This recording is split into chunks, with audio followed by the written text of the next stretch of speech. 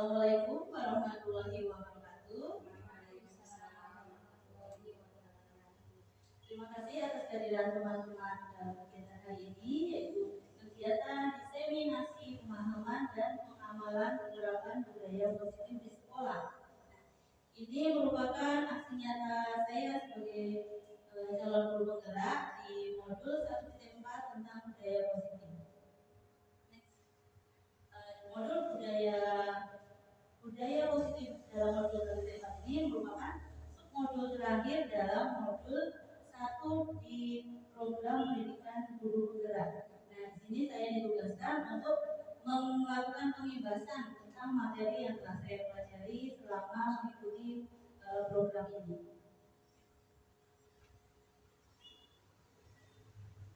Konsep utama modul budaya positif ada 6. Yang pertama adalah disiplin positif, ada kebutuhan dasar manusia, motivasi perilaku manusia, keyakinan kelas, posisi kontrol restitusi, dan segitiga restitusi. Yang pertama akan kita bahas yaitu disiplin positif. Apa yang teman-teman pikirkan saat mendengar kata disiplin? Tertib, ya, teratur, sekali. Di sini saat kita mendengar kata disiplin pasti dalam pikiran kita ada aturan, ada tata tertib yang harus kita patuhi dan ada hukuman. Dan tentu hal-hal tersebut kadang membuat kita tidak nyaman, betul itu? Ya.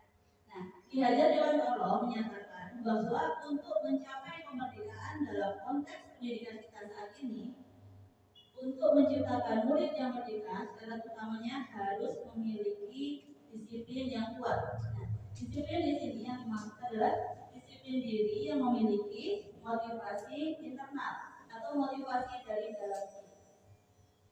Untuk disiplin positif ini adalah upaya penerapan disiplin untuk menumbuhkan kesadaran melakukan hal yang baik dengan mencapai tujuan hidup tanpa adanya ancaman dan hukuman.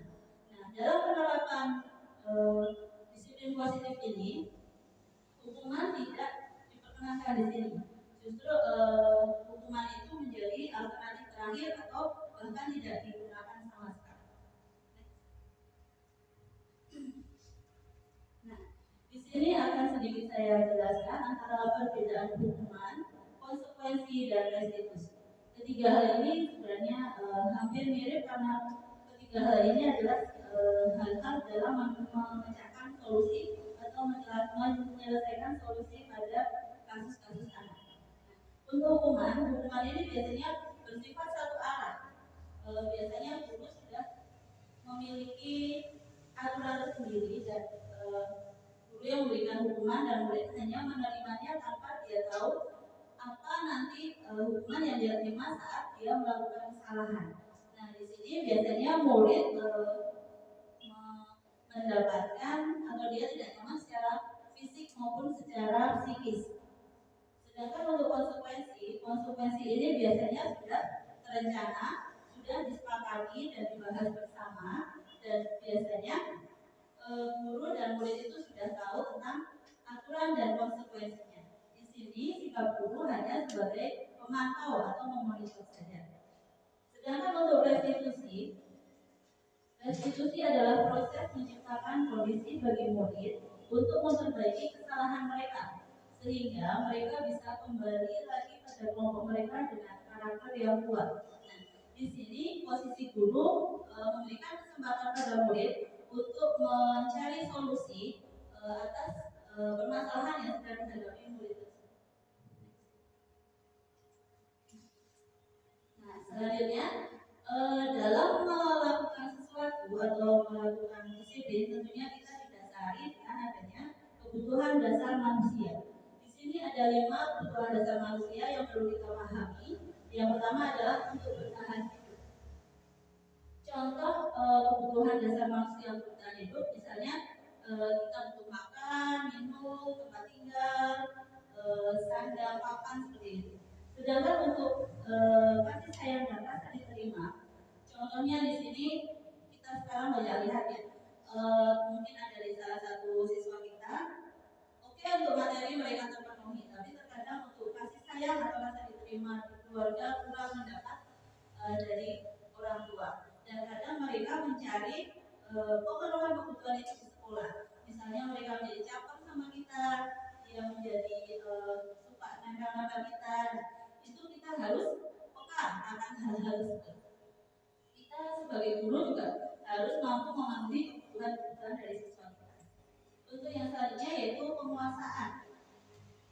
Untuk penguasaan ini biasanya kita lihat pada mahasiswa kita yang terkadang dia saat bermain tidak mau mengalah dengan teman, dia maunya menang sendiri. Nah, kemungkinan besar saat di rumah dia tidak mampu memenuhi kebutuhan dasarnya dalam penguasaan, sehingga dia mencari pemenuhan itu di sekolah. Selanjutnya untuk kebebasan. Di sini tentunya terkadang untuk siswa itu sangat ingin bebas dari aturan, betul itu.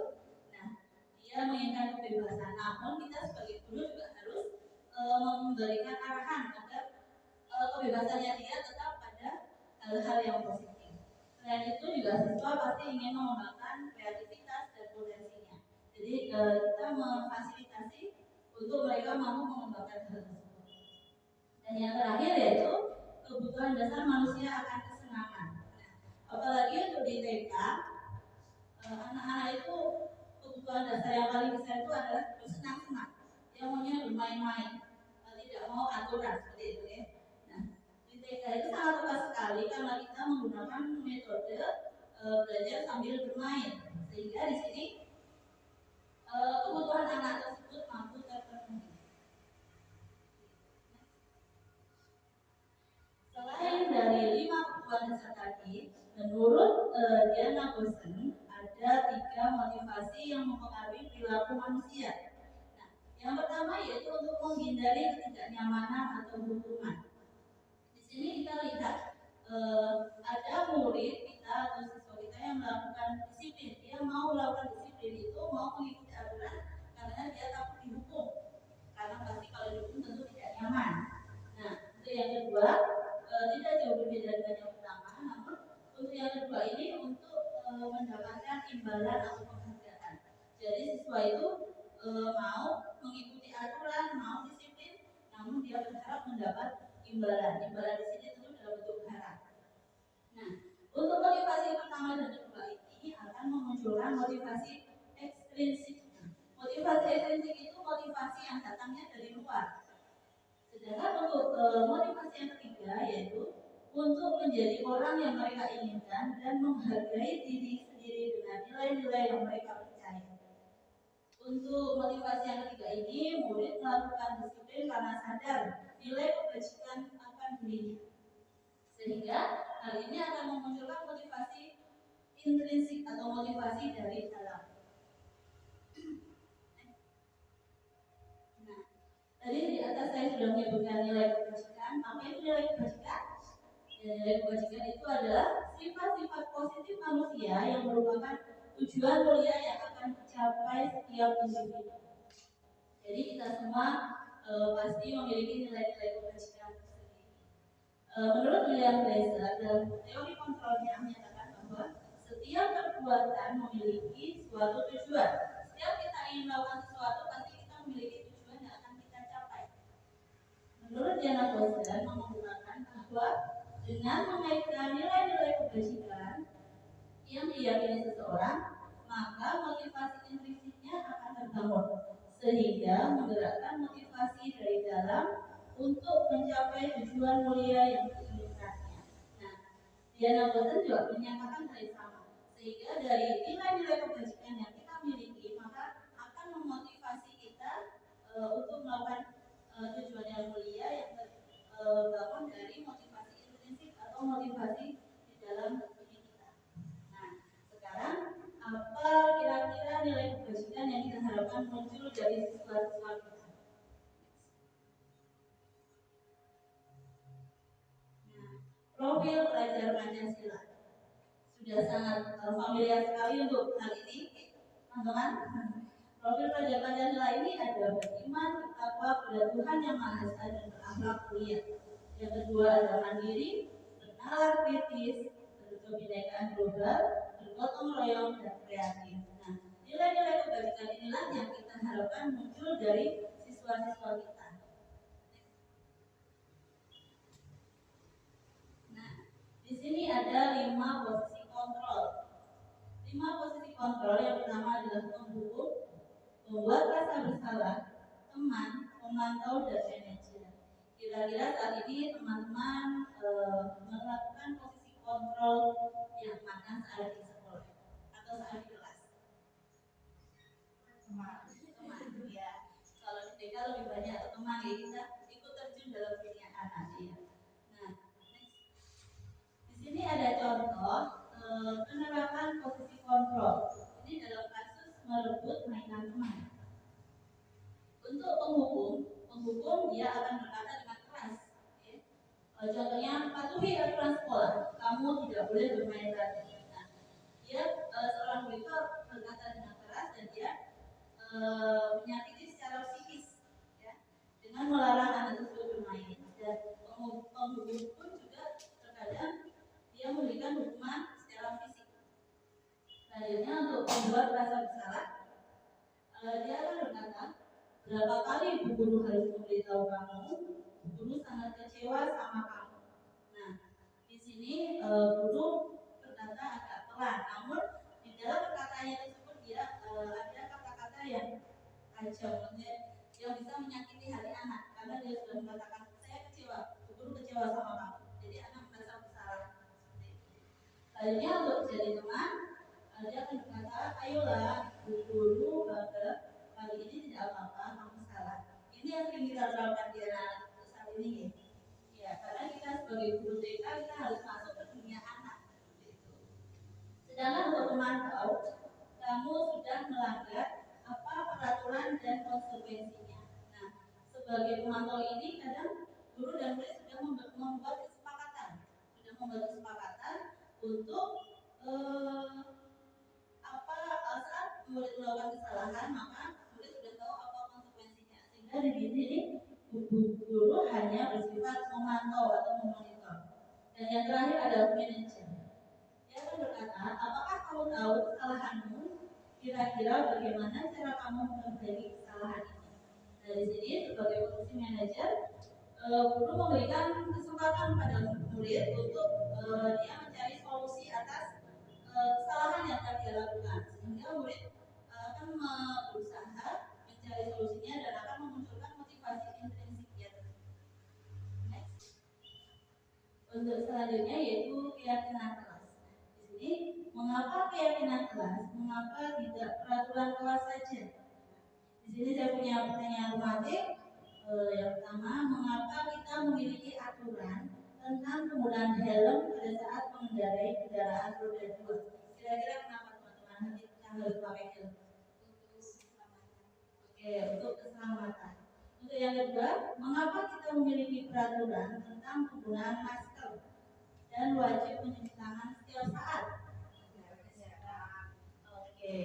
Untuk menjaga kesehatan. Nah, dari kedua pertanyaan tersebut, maka kita yang pertama kita ingin selamat, ya, demi keselamatan, yang kedua demi kesehatan. Nah, kedua hal tersebut merupakan keyakinan kita untuk mengikuti aturan yang ada, dan keyakinan itu muncul dari dalam diri kita, bukan karena paksaan, bukan karena ancaman. Seperti itu.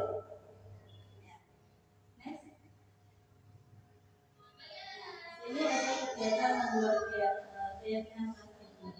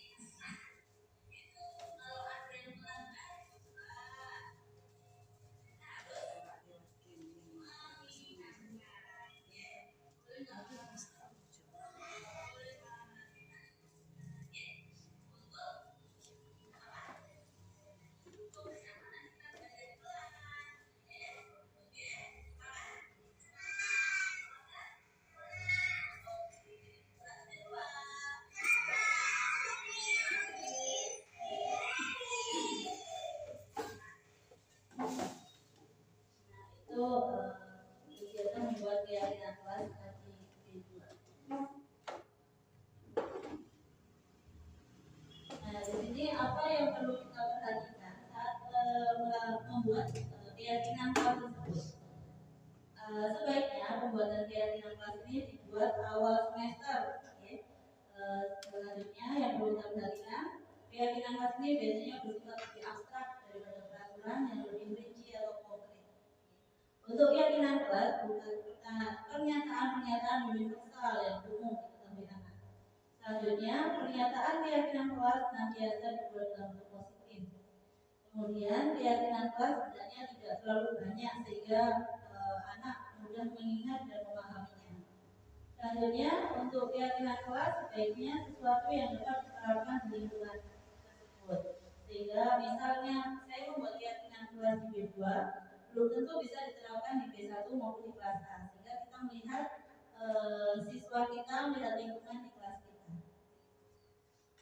Selanjutnya, pembuatan keyakinan kelas diharapkan melibatkan semua warga kelas tersebut sehingga semua dapat mencurahkan pendapat mereka dan dapat melakukan kesepakatan bersama. Yang terakhir, bersedia meninjau kembali keyakinan kelas dari waktu ke waktu sehingga keyakinan kelas ini tidak paten, tidak saklek karena bisa diubah atau bisa dikembangkan lagi. Yang terakhir, segitiga restitusi.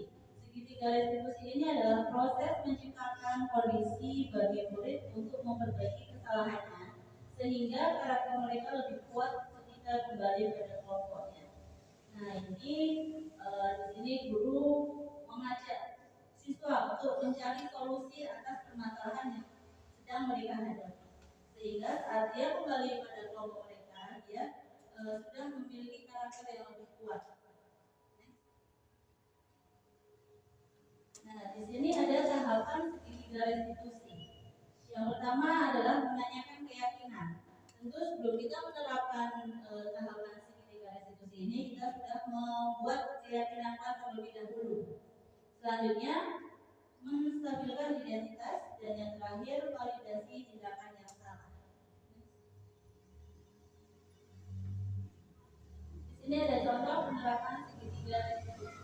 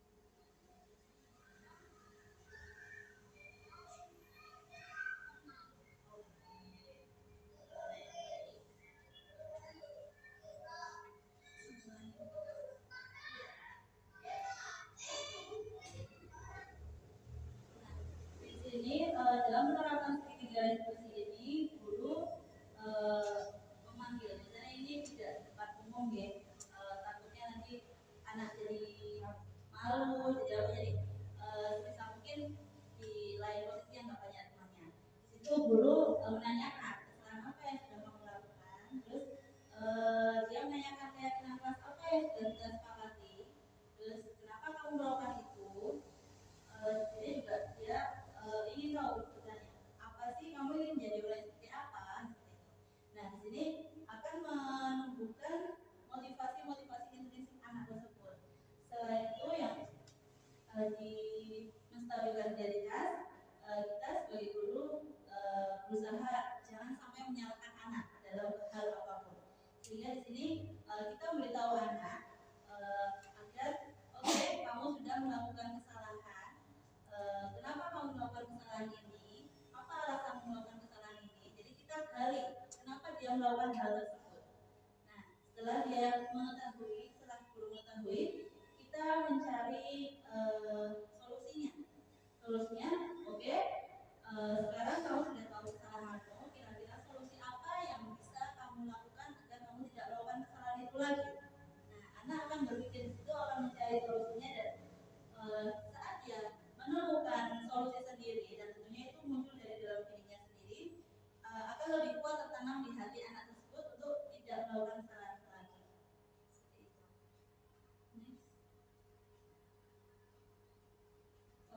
sudah selesai. Terima kasih. Ini sedikit pemaparan dari saya. Mungkin ada yang perlu ditanyakan. Silakan langsung saja.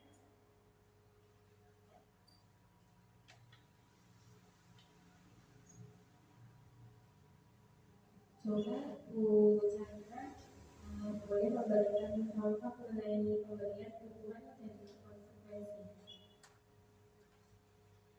Terima kasih untuk pertanyaannya, Mbak Rizkita. Langsung saya jawab saja ya. Contoh hukuman dan konsekuensi. Terkadang saya sendiri masih agak bingung antara hukuman dan konsekuensi karena itu mirip-mirip nih. Nah, hukuman itu kan tadi satu arah ya kalau hukuman. Sedangkan untuk konsekuensi itu sudah ada kesepakatan. Nah, untuk hukuman biasanya murid itu tidak tahu apa yang akan dia terima saat dia melakukan kesalahan. Sedangkan untuk konsekuensi, murid akan tahu, oh saat saya melakukan kesalahan ini maka konsekuensinya seperti ini. Nah, contoh dari hukuman, misalnya saat saya mengambil contoh untuk kelas tinggi ya, misalnya siswa tidak mengerjakan PR, penghukum ini akan memberikan hukuman, kamu harus lari keliling lapangan. Nah, hukuman itu kalau dirasa tidak relevan dengan apa kesalahan murid, betul gitu? Ya, karena dia kesalahannya tidak mengerjakan PR, kenapa hukumannya lari keliling lapangan, sehingga tidak relevan di sini. Sedangkan untuk konsekuensi ini karena sudah terjadi kesepakatan, saat siswa tidak mengerjakan PR, maka konsekuensinya dia sudah tahu, oh saya harus mengerjakan PR saat jam istirahat, sehingga saya akan kehilangan waktu untuk istirahat saya. Seperti itu. Baik kita. Ada pertanyaan lain?